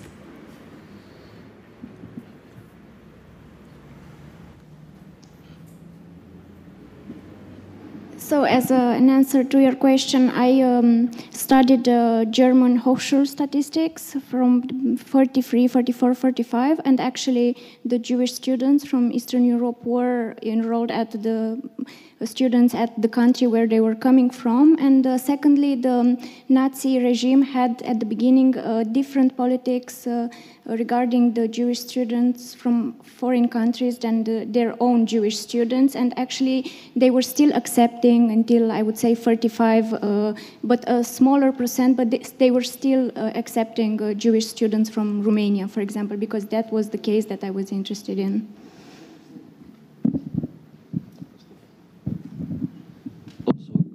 Also a question to Martina. It's actually one of the questions in your abstract. Did Jewish women students organize themselves to counteract anti-Semitism and anti-feminism at universities? And if they did that, did they do it within the context of Jewish organizations, or did they join organizations of other women students? Unlike their male counterparts, they did not organize themselves in self-defense organization, be it in Germany or in Poland. But what Polish Jewish female students did, unlike their female counterparts in Germany, that they got organized in Jewish organizations in a quite high number. They became Zionists, they became Bundists, they became autonomists. And German Jewish female students did not organize themselves in self-defense organization, and they did not get enrolled in Jewish organizations. So what? They did, but only in very small numbers. So.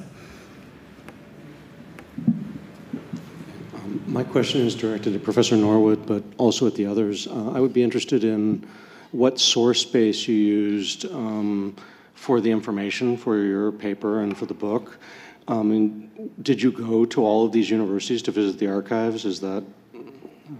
I visited a very large number of university archives.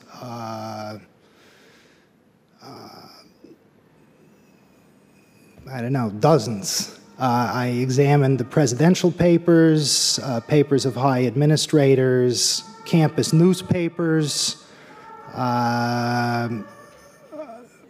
articles about university affairs in other American newspapers, using a very, very wide range of newspapers, talked to people. I was contacted during the course of my research when CBS Evening News in New York City did a feature report on my research on Columbia University's involvement with Nazi Germany.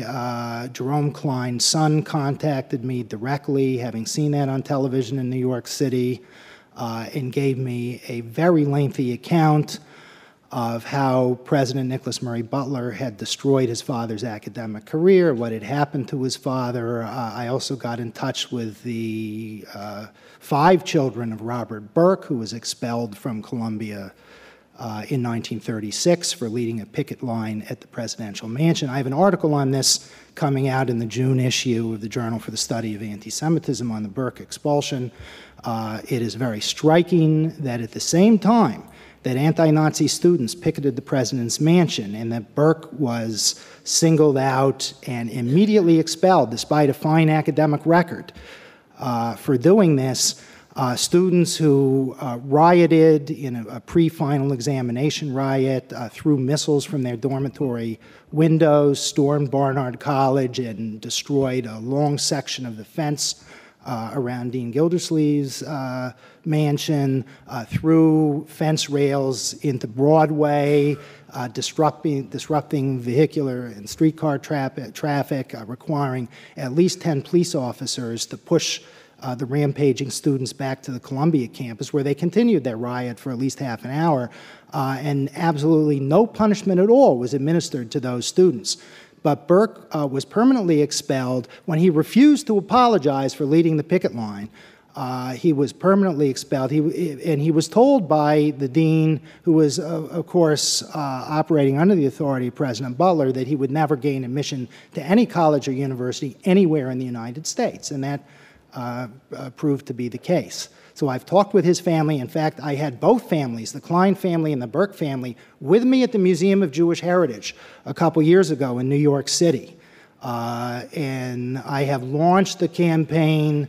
The Jerusalem Post in Israel picked this up and backed me. They interviewed me from Israel about the Burke case.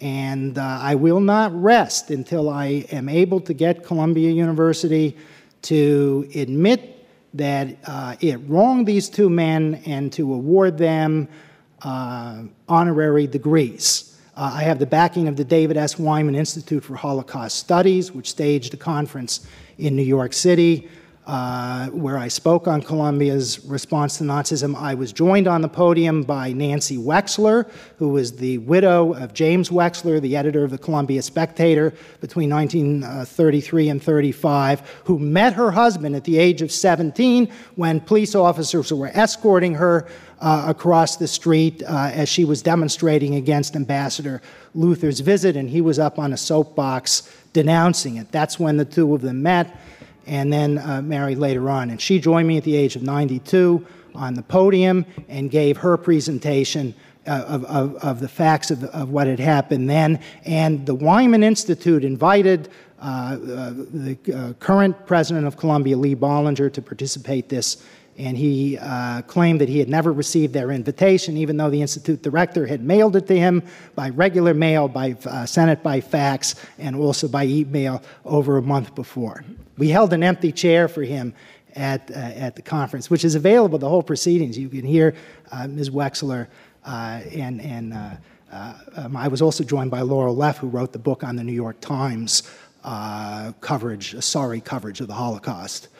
And that's on the Wyman Institute website. Okay. So I'm so glad that in women's history there's always a lack of sources, so I can answer your question quite quickly. I checked university files and I checked university statistics, and I also did check the enrollment files for individual female students. Another thing I used for my presentation were autobiographies of Jewish female students written before and after 1945. I used interviews they gave, especially because they went to university or they had to flee the Nazi persecution. And I tried to locate these women in the registration files of Jewish organization or professional organizations. So. Obviously, I had to do lots of researches in the Republic of Belarus. For this, I owe many, many thanks to my very good friends in Belarus, because they always helped me and they had to. Mostly because I still have no PhD grade, and without a PhD grade, no one in Minsk is going to take you seriously, and you will see nothing. So it's very much thanks to my friends. The advantage of the Republic of Belarus, which is still maybe dictatorship structures, is that everything is centralized, especially archives. So most of the things I need for the researchers on the BGU are in the National Archive, the State Archive of the Republic of Belarus. I as well visited other archives and libraries, for example, the Academy of Sciences or the Medical University. The medical faculty I mentioned turned into a medical institute, and then afterwards, today now it's since 1996, it's a medical university. They have their own small archive. Then there is one thing which I cannot access, that's the archive of the KGB. It's still called KGB in Belarus for good reason. Maybe it's possible that they would grant access to me because I'm a foreigner. But as I always depend on help from my friends, I will never get there because they would not join me. It's difficult and it's dangerous for Belarusian historians to get into contact with KGB and ask for access to their archive. I have one single file out of the KGB archive. I never asked how it came from there. It's better not to know. That's one of my proudest possessions. It's from a mathematician who studied here in Vienna and came to Minsk in 1928. That would also be my question to the audience. If anyone heard anything of Celestin Burstein, I would be glad for any advice where I can look for this guy. He was from Tarnopil, studied here in Minsk, made his PhD in philosophy, but on mathematics. Then I completely lost his tale. Obviously, he stayed in Vienna until 1928. Then he went to Minsk and instantly became professor for physics and mathematics, both in the Academy of Sciences and in the BGU. And I still want to know more about this guy. Obviously, he's very interesting, but I was not able to find anything about him other than that I found at the University archive here in Vienna.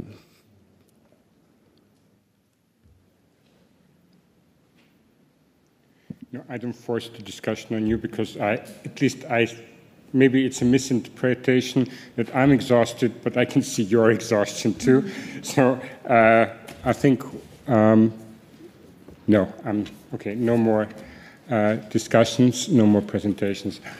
So we come to the end, but before I make the official closing ceremonies, there is an official announcement. Now, we did not intend, or we were not sure about making a publication out of this conference.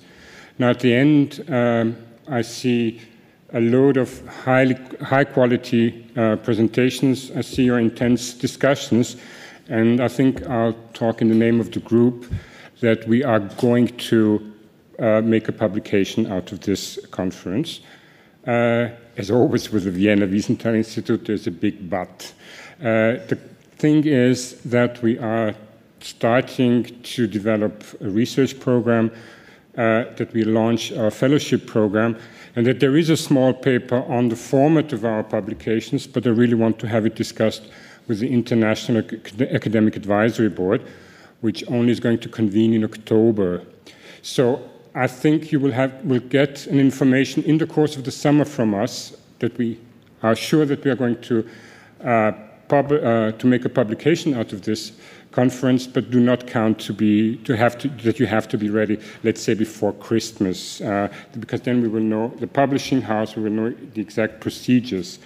I'm looking forward. Yes, finally, I really want to thank you. To be honest, I think the correct English expression, as I learned it in English, is I'm flabbergasted about your discussions, about your vivid papers. I didn't expect the discussions to be so intense. I'm really surprised by it, and I really want to thank all of you who delivered a lecture, who took part in the discussion, who took part in the conference. I know it was very exhausting. Ich möchte auch dem Internationalen Wissenschaftlichen Beirat danken, die sozusagen dieses ganze Forschungsprogramm entwickelt haben. Ich möchte dem kleineren Vorbereitungsteam, Regina Fritz, Susanne Heim und Grzegorz Sosilinski-Liebe, danken, die sozusagen das Inhaltliche des Ganzen vorbereitet haben. Ich möchte vor allem bei meinem Team mich bedanken. Sie sehen hier eine tolle Organisation, die ich auch sehe. Und schreiben Sie mir bitte diese Organisation nicht mir zu. Schreiben Sie Greta Anderl, Jana Starek, Barbara Gzelakova, Philipp Horbach und Sandro Fasching zu. Ich selber bin da immer überrascht. Das ist inzwischen eine Professionalität, die sich entwickelt hat, die ich selber irgendwie genieße, weil ich fast gar nichts mehr damit zu tun habe. Ich sehe nur, dass alles funktioniert. Vielen Dank.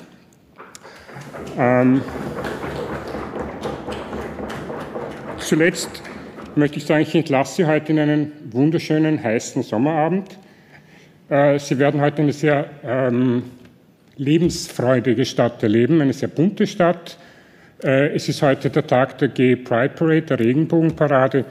Ich weiß, das ist vielleicht nicht ganz der Platz, aber es ist auch ein schöner Abschluss für unsere Konferenz, dass Sie vielleicht auch daran denken, dass diese Menschen, die heute diese Lebensfreude feiern, doch auch Opfer des Faschismus gewesen sind und auch in vielen Ländern bis heute Opfer sind. Vielen Dank.